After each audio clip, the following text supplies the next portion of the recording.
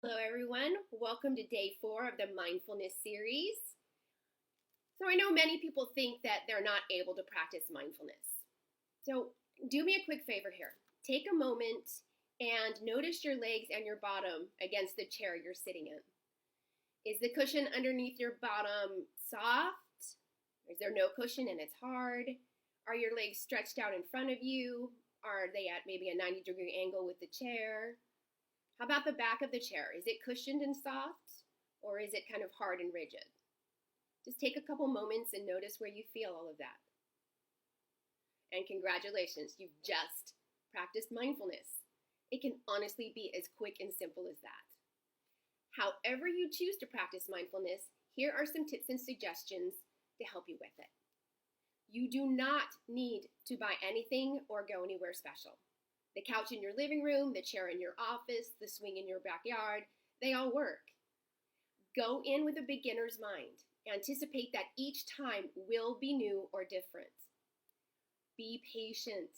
Know that your mind will wander.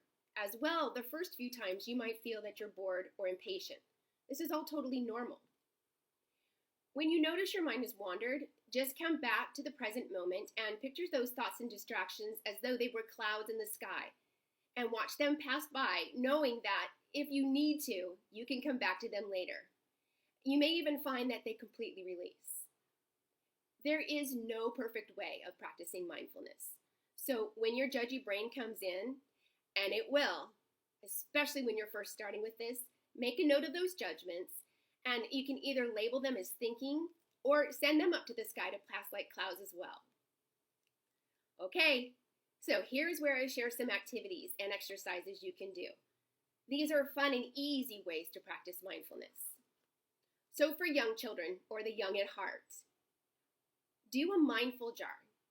Get a mason jar, fill it about 90% full with water, then add a big scoop of glue and another big scoop of glitter, or if you have it, maybe 2 big scoops or globs of glitter glue. This technique can also work with a snow globe. Shake it up and have your child imagine that the swirling glitter scattering all around is much like their thoughts and feelings and emotions when they're upset, when they're sad, angry, stressed. And that much like watching the glitter over time, just by being present to their feelings, over time, it all settles. With older children, you can point out how the swirling and scattering of glitter makes it hard to see anything more than that. All that scattering and seeming like chaos.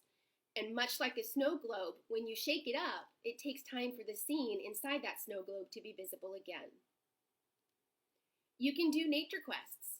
So go on a walk, and here's a few different walks you can take.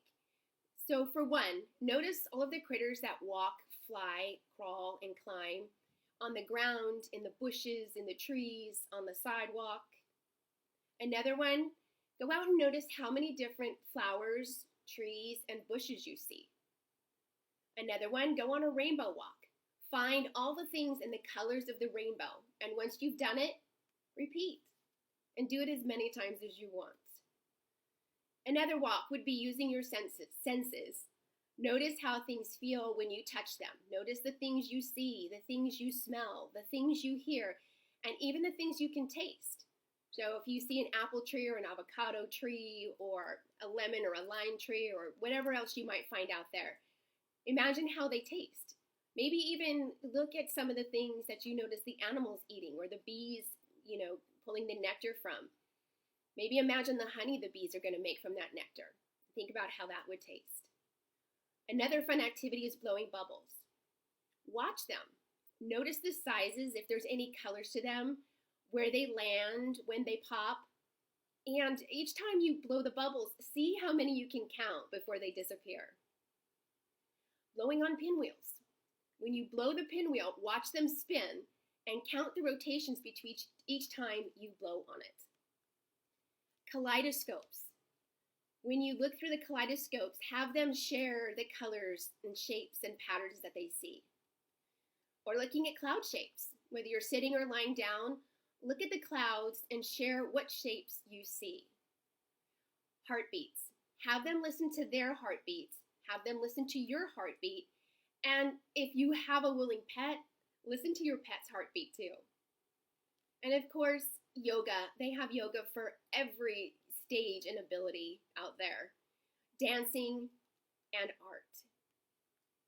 So for older children, teens, and adults, things like cooking or baking. Notice the smells, the textures, and the process. The cutting, the measuring, the mixing, the cooking time, the baking time.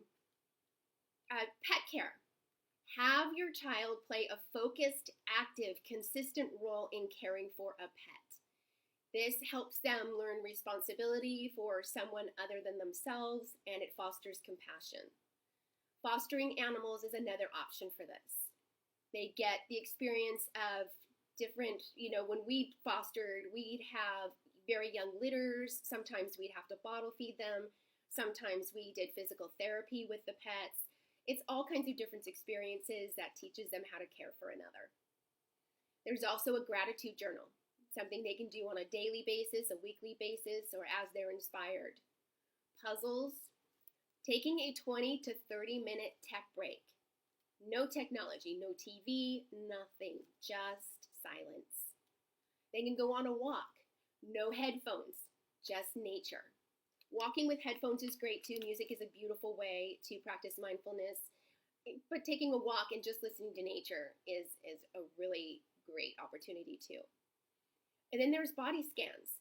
So lay down or sit down and you start with your toes and you go all the way up your body to your head. Notice the parts, notice how they feel, and just relax each one as you go from bottom to top.